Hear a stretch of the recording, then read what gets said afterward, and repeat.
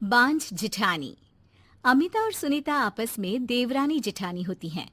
शादी के कई साल बाद भी अमिता को कोई औलाद नहीं होती, लेकिन शादी के 1 साल में ही देवरानी सुनीता को एक प्यारा सा बेटा होता है।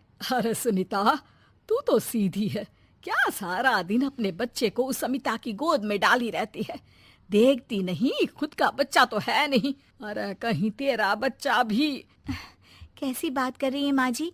अभी उनकी शादी को भी तो सिर्फ 5 साल ही हुए हैं।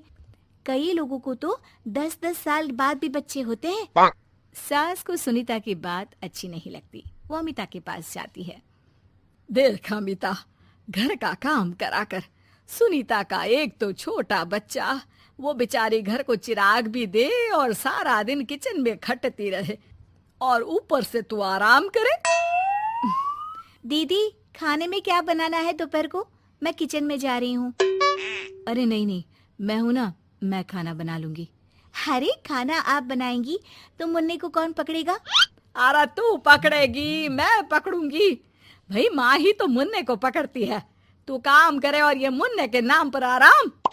अरे नहीं नहीं माँ जी, मैं माँ हूँ माना, लेकिन अमिता दीदी का प्यार भी कम नहीं है। सारा दिन भी नहीं खिलाएंगी तो रात को नींद नहीं आएंगी इन्हें। अरे तो दूसरे की औलाद तो दूसरे की होती है ना। ला अमिता, मुन्ने को मुझे दे दे। लेकिन जैसे ही मुन्ने को सास गोद में लेना चाहती है, वो उनके पास जाने से इनकार कर देता है। अरे काला जादू कर दिया है इसने। बच्चा किसी के पास आ ही नहीं रहा है भाई। माँ, इसे काला जादू नहीं, प्यार कहते हैं, जो दीदी मुन्ने से करती हैं। अरे हाँ हाँ, हम तो दुश्मन है ना इसके, जो ये हमारे पास नहीं आ रहा है। अरे सगी दादी हूँ मैं, पूरी की पूरी कोठी इसी के नाम कर जाऊंगी।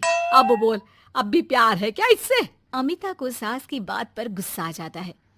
वैसे भी माँ जी, पूरे घर में यही एक चिराग है, तो आप इसे दे या ना दे, सारा कुछ इसी का है, चाहे वो मेरा भी क्यों ना हो। हाँ हाँ, अभी तो बड़ी जबान चल रही है, लेकिन जब घर पूरा इसके नाम होगा ना, तब पता चलेगा। अमिता और सुनीता दोनों ही मिलजुल कर रहती थी, इसलिए सास की बात का दोनों को ही बुरा ना लगता। मिलजुल कर काम करती और हंस खेल कर रहती। अरे बेटी, तेरी दोनों भाभियों ने तो मुझे साइड कर रखा है। अरे दोनों में इतनी पड़ती है कि मुझे तो डर लग रहा है, कहीं एक दिन ये दोनों मेरी बात मानने से इनकार ही ना कर दे। अरे तो खेल खेलो और दोनों को अलग कर दो, इस पे कौन सा गणित लगाना है माँ? हाँ हाँ, ये तो है, चल देख लेती हूँ मैं।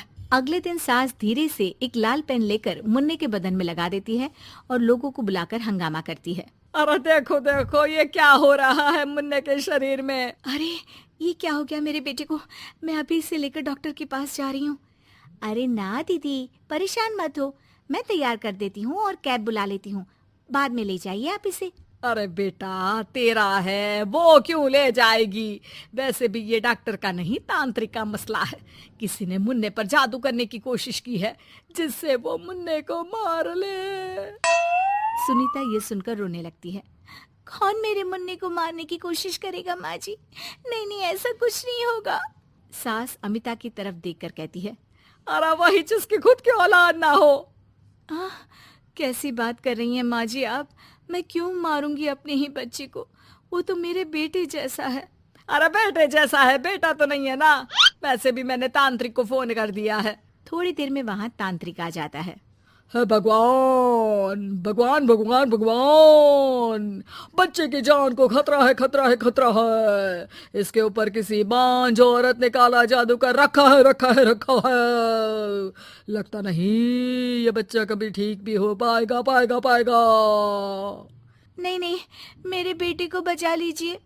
अमिता दीदी, आप इतना गंदा सोचेंगे मुन्ने के लिए, मैंने सोचा भी नहीं था। अरे कैसी बात कर रही हो सुनीता? मैंने तो मुन्ने को माँ से बढ़कर प्यार किया, ये सोचो भला मैं ऐसा क्यों करूंगी? लेकिन बेटे के प्यार में पागल सुनीता सास की जाल में फंस जाती है। दीदी, आज से आप और मैं अलग हैं, मेरी रसोई अलग, आपकी अलग, और आज के बाद मुन्ने को छूने की क्या, देखने की भी कोशिश मत करिएगा। अमिता सुनीता को समझाने की कोशिश करती है, पर कुछ नहीं होता। अगले रोज। ला सुनीता, मैं मुन्ने को नहला कर तैयार कर देती हूँ। नहीं नहीं माँ जी, मैं नहला देती हूँ। लेकिन जैसे ही वो मुन्ने को नहलाने लगी, पेन के निशान एक एक करके निकल गए। अरे माँ जी, ये तो किसी ने पेन से निशान बनाए थे।